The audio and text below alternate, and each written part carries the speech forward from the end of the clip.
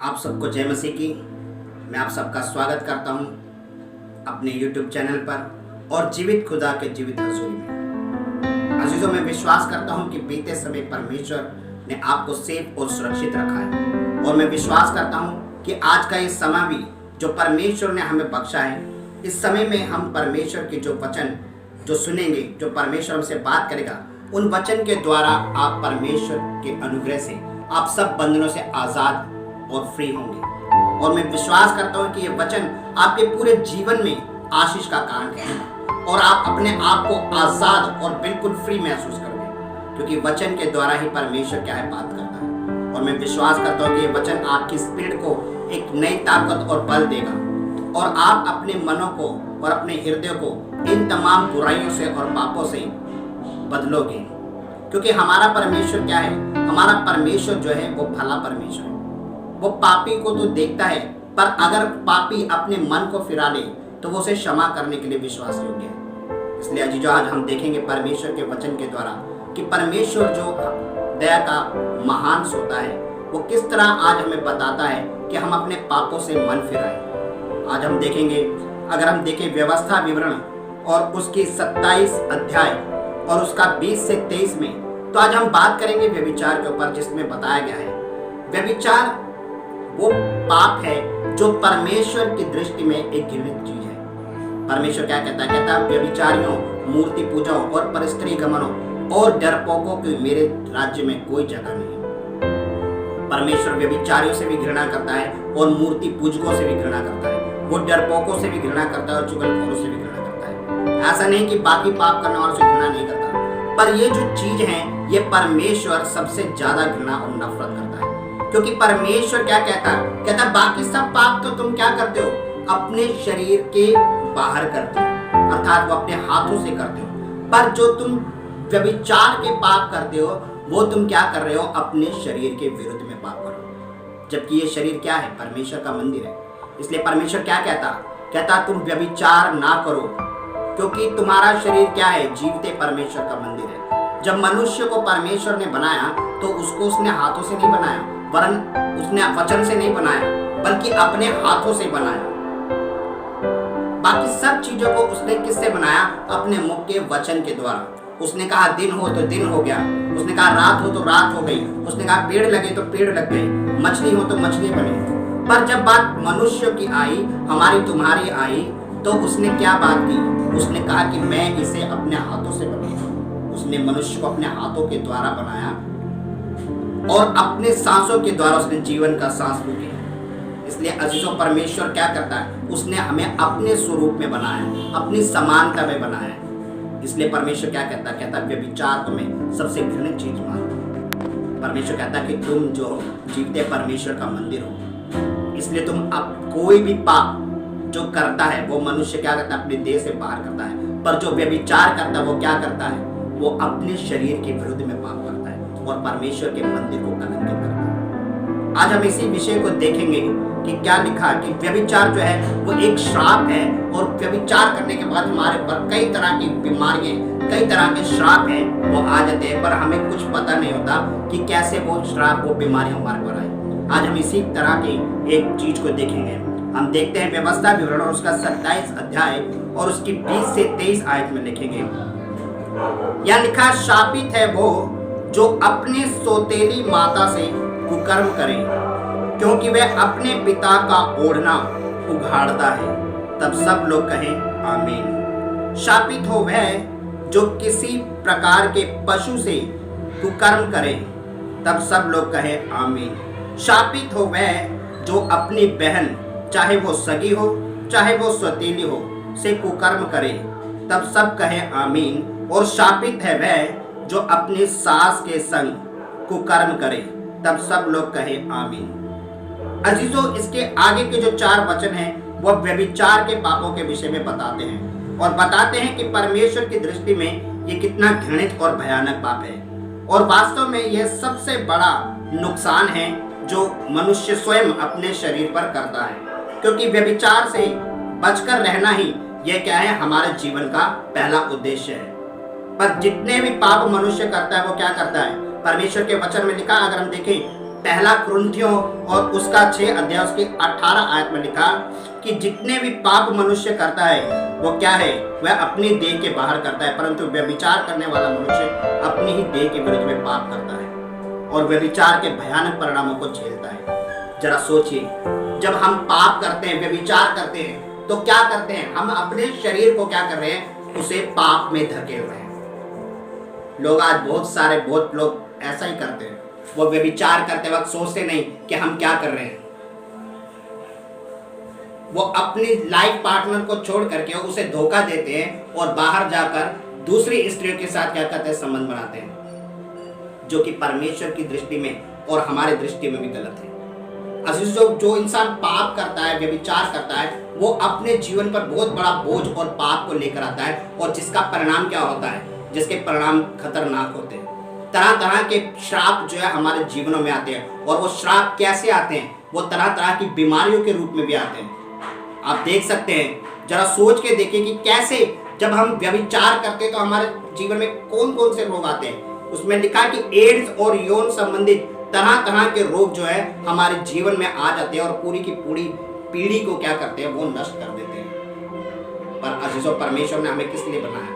परमेश्वर ने हमें बनाया कि हम क्या करें, परमेश्वर की आराधना करें, उसकी स्तुति करें, उसकी महिमा करें। परमेश्वर के वचन में क्या लिखा, शापित है वह मनुष्य जो अपने सौतेली माँ के साथ कुकर्म करे, क्योंकि वो क्या कर रहा है, अपने पिता के ओढ़ने को उघाड़ रहा है। जो मनुष्य ये सोचता है कि किसी को पता नहीं है और मैं क्या करूं, अपनी माँ के साथ वो कुकर्म कर बैठता है। बहुत से लोग ऐसे होते हैं, बहुत से लोग हैं जो अपनी सौतेली माँ को समझते हैं और उसके साथ क्या करते हैं, कुकर्म कर बैठते हैं। वो कहता है कि वो ऐसा करने वाला मनुष्य पर हाय है, उस पर श्राप आता है। परमेश्वर के वचन में साफ लिखा है, कह रहा श्रापित है वह मनुष्य।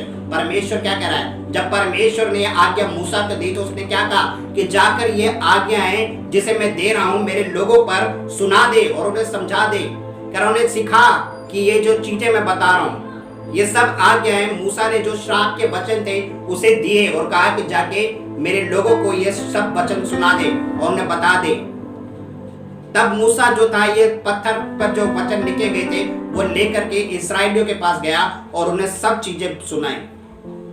उसमें क्या लिखा, क्या है कि शापित है वह मनुष्य जो अपनी सौतेली माँ के साथ घृण्य काम करे, क्योंकि ऐसा मनुष्य करने वाला क्या कर रहा है, अपने पिता के ओढ़ने को उघाड़ रहा है, अर्थात वो अपने पिता की इज्जत को क्या कर रहा है, बेइज्जत कर रहा है, वो उसको उघाड़ रहा है, वो उसको नग्न कर रहा है। परमेश्वर क्या कहता है, परमेश्वर कहता है कि ऐसा करने वाला मनुष्य क्या है, उस पे हाय है, वो श्रापित है, वो किसी भी रीति से नहीं बच सकता, क्योंकि परमेश्वर की ओर से उस पर क्या है, दंड की आज्ञा हो चुकी है, क्योंकि परमेश्वर ने श्राप उस पर नियुक्त कर दिया है। वो तलवार जो परमेश्वर की है वो उसके सामने खड़ी है।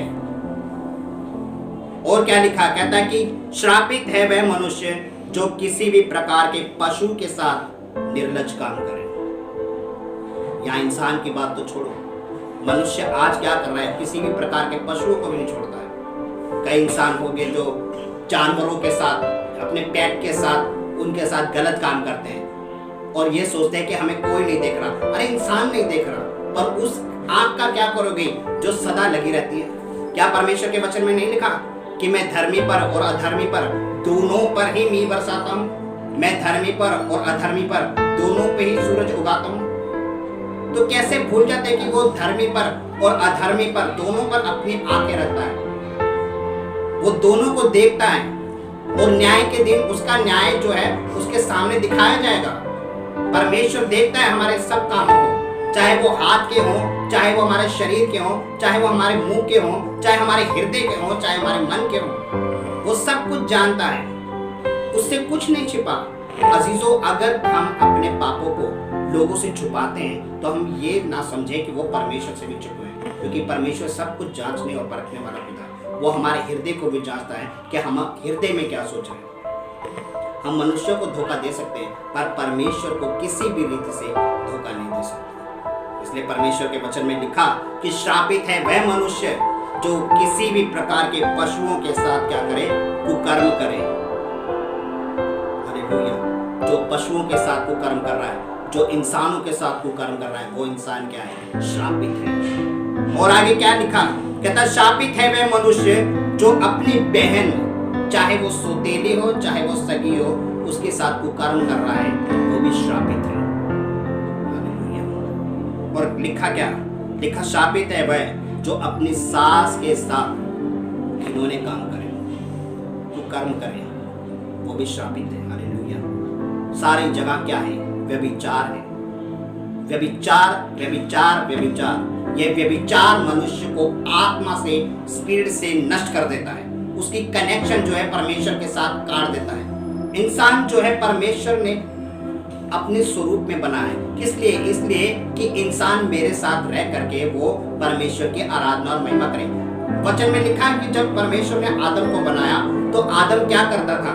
आदम के साथ जो है उसको बहुत बड़ी जिम्मेदारी दी गई थी कि वो अदन की वाटिका की देखरेख करे। और परमेश्वर हर रोज उसके साथ क्या था? बात करने आता था। शाम के समय हर रोज मिलता था उससे और उससे बातें करता था, उससे गुफ्तगू करता था। वो उसका एक फ्रेंड की तरह था। पर जैसे ही हव्वा उसके जीवन में आई और उसने वो फल खाया, वो क्या हुए? वो गिर गए। उन्होंने क्या किया? उनके जीवन में पाप आया और वो आदम किस ओर आकर्षित हुआ? वो हव्वा की ओर आकर्षित हो गया। सबसे पहला पाप था कि उसने परमेश्वर की आज्ञा को नहीं माना। उसने परमेश्वर की आज्ञा को तोड़ा और उसको तोड़ने के बाद उसने वो फल खाया जिसकी वजह से वो क्या हो गया? वो उनकी आंखें खुल गई। और आंखें खुलने के बाद क्या हुआ? आदम आकर्षित हुआ अपनी हव्वा की तरफ और वो उसका दिल उसकी अभिलाषाओं को पूरा करने पे लग गया, जो कि शारीरिक थी। और उसने उसकी शारीरिक अभिलाषाओं को पूरा करते करते परमेश्वर से दूर हो गया। जब परमेश्वर आदम के पास आया तो उसने आवाज लगाई, आदम तू कहाँ है? आदम तू कहाँ है? वो डर के पेड़ के पीछे छुप गया और उसने कहा कि हे परमेश्वर, मैं यहाँ हूँ। उसने कहा तू छुप क्यों रहा? उसने बोला कि हम नंगे हैं कि कहीं तू हमें देख ना ले, इसलिए। और जैसे ही उसने बोला कि हम नंगे, उसको पता लगा कि इन्होंने वो काम कर दिया है जो गलत है। और तब से लेकर परमेश्वर के साथ उनका रिश्ता क्या हुआ? कट गया। और आज तक मनुष्य उसी प्रवृत्ति की ओर चलता आ रहा है। वो परमेश्वर के उस प्रेम को, उस धीरज को क्या है? तुच्छ जानता है। पर अजीजों, परमेश्वर बहुत भला है। अगर परमेश्वर के वचन में लिखा कि अगर हम अपने पापों से मन फिराएंगे तो वो हमें क्षमा करने के लिए विश्वास योग्य है। जरूरत है क्या है? हमें अपने पापों से मन करने की। जब हम पाप करते हैं तो हमारे आत्मिक मृत्यु हो जाती है। आदम ने पाप किया, हव्वा ने पाप किया और उनकी क्या हो गई? आत्मिक मृत्यु हो चुकी थी। वो मर गए थे आत्मिक रूप से, क्योंकि जो रिश्ता उनका परमेश्वर के साथ था वो खत्म हो गया था। वो सिर्फ सांसारिक जीवन था जो ज्यादा से ज्यादा 9 साल या 1000 वर्ष का रहा होगा। उसके बाद उन्हें भी मृत्यु हो गई। पर आज वो लंबी आयु धीरे धीरे धीरे धीरे धीरे धीरे कहाँ आ गई है?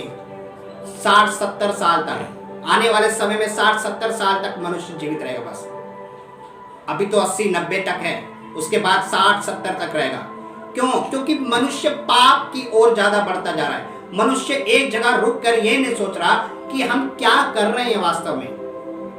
जब मनुष्य पाप करता है तो उसकी आत्मिक मृत्यु हो जाती है और वो आत्मिक मृत्यु परमेश्वर से उसके रिलेशन को कट कर देती है। पर अजीजों, आज मौका है। परमेश्वर क्या कहता है? परमेश्वर के वचन में लिखा, मत्ती की पुस्तक इसका 3 अध्याय और उसकी 2 आयत में है, पश्चाताप करो, मन फिराओ, पश्चाताप करो, क्योंकि स्वर्ग का राज्य क्या है? निकट है। अगर हम अपने पापों से मन फिराएंगे, अगर हम अपने पापों को छोड़ देंगे और रोकर गिड़गिड़ाकर परमेश्वर से प्रार्थना करेंगे और उसके साथ वफादारी के साथ चलेंगे, तो वो परमेश्वर क्या करता है? कहता कि चाहे तेरे पाप लाल रंग के क्यों ना हो, मैं उसे धोकर हिम की तरह श्वेत कर दूंगा। अजीजों, वो हमारे पापों को क्षमा करने के लिए विश्वास योग्य है। वो हमारे पापों को क्षमा करने के लिए तैयार है, क्योंकि उसने हमारे पापों को अपने ऊपर ले लिया है। ऐसा नहीं कि वो हमारे पापों को क्षमा नहीं करेगा। उसने हमारे पापों के लिए ही तो अपनी जान दी है। उसने हमारे गुनाहों के लिए तो अपनी जान दी है। पर इसका मतलब ये नहीं कि उसने हमारे पापों को अपने ऊपर ले ले तो हम फिर से पाप करें। नहीं, अगर हम फिर से पाप करते हैं, अगर हम फिर से गुनाह करते हैं, तो परमेश्वर के वचन में क्या लिखा? जिन्होंने पवित्र आत्मा का स्वाद चख लिया है, वो जो स्वर्गीय वरदानों का स्वाद चख चुके, यदि वो पाप करें तो उनका फिर से नया होना अनहोना है। इसलिए अजीजों, आज हमें मौका मिला है कि हम जो ये पाप कर रहे हैं, जो व्यभिचार के पाप है, उनसे हम निकलें। अगर हम ये पाप करते रहेंगे तो हमारे जीवन में श्राप आएंगे, और वो श्राप बीमारियों के रूप में भी आते हैं। और जब हम पाप करते हैं तो हमारे जीवन पे किसका अधिकार हो जाता है? उस दुष्ट शैतान का, जो हमारे जीवन को नष्ट कर देता है। वो हमारे जीवन को दिन प्रतिदिन क्या करता है? कमजोर करता जाता है, और हमारे परिवार का और हमारे रिलेशनशिप का क्या करता है? खात्मा कर देता है। हम परमेश्वर से तो दूर हो ही जाते हैं, फिर वो हमारे संसारिक जीवन को भी उजाड़ देता है। हम आर्थिक बोझ से दबते चले जाते हैं, हमारा जीवन जो है बीमारियों में फंस जाता है, हम संसारिक परेशानियों में आ जाते हैं। ये सब श्राप क्या है? व्यभिचार के कारण आते हैं। और अगर हम पापों से मन फिराएं, अपने गुनाहों से तौबा करें, तो परमेश्वर क्या करता है? हमें आजाद करता है, हमें इन पापों से क्षमा करता है और हमें स्वतंत्र करता है। क्योंकि परमेश्वर के वचन में क्या लिखा? परमेश्वर के वचन में लिखा कि तुम सत्य को जानो और सत्य तुम्हें क्या करेगा? आजाद करेगा। और सत्य क्या है? प्रभु यीशु मसीह। और सत्य वही है जो प्रभु यीशु मसीह है, और जो उसके वचनों पर चलता है, जो उसकी आज्ञाओं पर चलता है, वो ही क्या होता है? आजाद होगा। परमेश्वर ने कहा व्यभिचार मत कर। परमेश्वर कहता है कि शुद्ध बन, जैसा मैं शुद्ध हूँ वैसे तुम भी बनो। जब हम अपने मन को, अपने हृदय को शुद्ध करते हैं, अपने स्पिरिट को शुद्ध करते हैं, तो परमेश्वर क्या होता है? हमारे साथ चलता है, हमसे बातें करता है। सो जी, जो मैं विश्वास करता हूँ कि आज परमेश्वर के वचन के द्वारा आप आशीषित होंगे और आप सब तमाम बंधनों से आजाद होंगे। आज ये वचन आपको फ्री करेगा और आपके ऊपर से हर प्रकार के रोगों को, बीमारियों को दूर करेगा। और मैं विश्वास करता हूँ कि आप परमेश्वर के द्वारा, वचन के द्वारा परमेश्वर ने आपसे बात की है और आप आशीषित हैं। आप सबको जय मसीह की